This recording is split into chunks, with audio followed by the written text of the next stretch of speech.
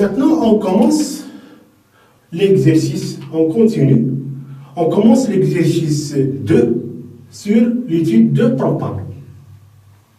Donc, dans toutes les bouteilles de propane, le gaz est stocké à l'état liquide obtenu par compression.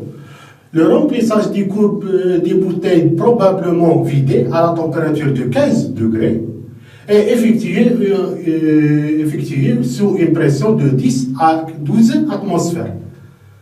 On calcule l'enthalpie de vaporisation molaire du propane en kilojoules par mol. Quelle est la pression à partir de laquelle commence la vaporisation du propane pur à 15 degrés? Sachant que le volume intérieur de la bouteille est 30,6 litres et que le propane occupe 85% de ce volume sous liquide pur, on équilibre avec le reste sous forme gazeuse pure à 15 degrés. On détermine les masses du propane en phase liquide et en phase gazeuse et on déduit la masse totale du propane, c'est-à-dire la masse totale. C'est-à-dire la masse dans la phase liquide et dans la phase vapeur. Sachant que l'ouverture du robinet entraîne à chaque fois la vaporisation d'une partie du liquide, déterminer qualitativement l'évolution de la pression dans la bouteille au cours de l'utilisation de gaz. Tant qu'il y a du liquide, lorsqu'il n'y a plus de liquide. Donc on a comme donné la pression de vapeur saturante du propane à T1 est égale à moins 42,4 degrés, c'est-à-dire est égale à 0,99 atmosphères. La pression de vapeur saturante à la température T2 à moins 16,3 degrés est égale à 2,74 atmosphères. La masse volumique du propane liquide à 15 degrés est égale à 515 kg par mètre cube. Et la masse molaire du propane est égale à 44 g par mol. Ou bien, et le propane gaz se comporte comme un gaz parfait. Donc voilà un exercice sur l'étude de propane. Donc on commence par la première question. On détermine l'enthalpie de vaporisation molaire du propane en kilojoules par mol. Donc on a comme donné, on a deux points de la pression de vapeur saturante à la température T1 et à la température T2. Donc, comme si on a deux points de la pression de vapeur saturante, on peut déterminer directement la relation de Clausius-Clapeyron appliquée à la vaporisation. Donc, elle est sous la forme de log de la pression de vapeur saturante à la température T1 sur la pression de vapeur saturante à la température T2 est égal à delta H de vaporisation sur R moins 1 sur T1 plus 1 sur T2. Donc, delta H de vaporisation est égal, on développe cette équation, on a deux points, donc on peut déterminer delta H de vaporisation. Donc, delta H de vaporisation est égal à R, log népérien de la pression de vapeur saturante à la température T1, moins log de la pression de vapeur saturante à la température T2, et sur moins 1 sur T1 plus 1 sur T2. Donc, on fait l'application numérique. Donc, la pression, elle est donnée en atmosphère. Donc, la pression, la température, elle est donnée en Kelvin. Donc, delta H de vaporisation est égal à 344,71 kJ par mol. Et elle est bien supérieure à 0. Donc, il faut rappeler que toujours, delta H de vaporisation, elle est supérieure à 0. Donc, voilà la première question. Deuxième question, quelle est la pression à partir de laquelle commence la vaporisation du propane pur à 15 degrés? Donc, on détermine cette pression de vaporisation.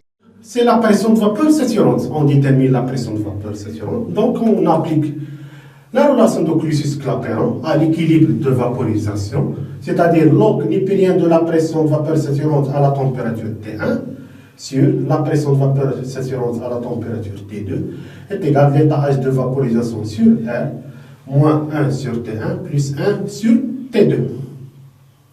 Donc on cherche la pression de vapeur saturante. Donc il suffit de donner une pression de vapeur saturante à une température donnée. Donc on a la pression de vapeur saturante à la température T2.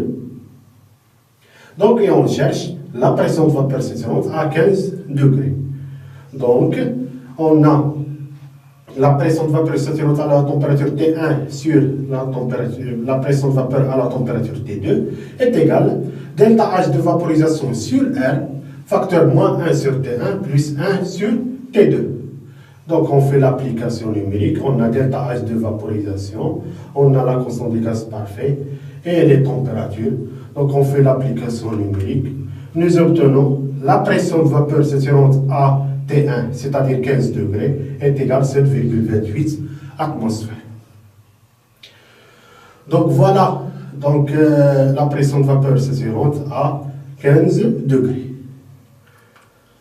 On passe à la question 3. Sachant que le volume intérieur de la bouteille est 30,6 litres et que le propane occupe 85% de ce volume sous liquide pur, on équilibre avec le reste sous forme gazeuse pure à 15 degrés. Donc l'objectif est, on détermine la masse du propane dans la phase liquide, dans la phase vapeur ou bien gazeuse, et la masse totale qui représente la somme, la masse liquide plus la masse vapeur. Donc la première question, on détermine le volume dans la phase liquide, donc on a dans les données, on a le volume total est égal à 30,6 litres et que le propane occupe 85% de ce volume. C'est-à-dire on a 85% du volume total sous forme liquide. Donc on fait l'application numérique, c'est-à-dire 30,6 c'est le volume total, 0,85 c'est-à-dire 85 sur 100, nous obtenons 26,01 litres comme volume dans la phase liquide. Donc l'objectif est de déterminer la masse dans la phase liquide.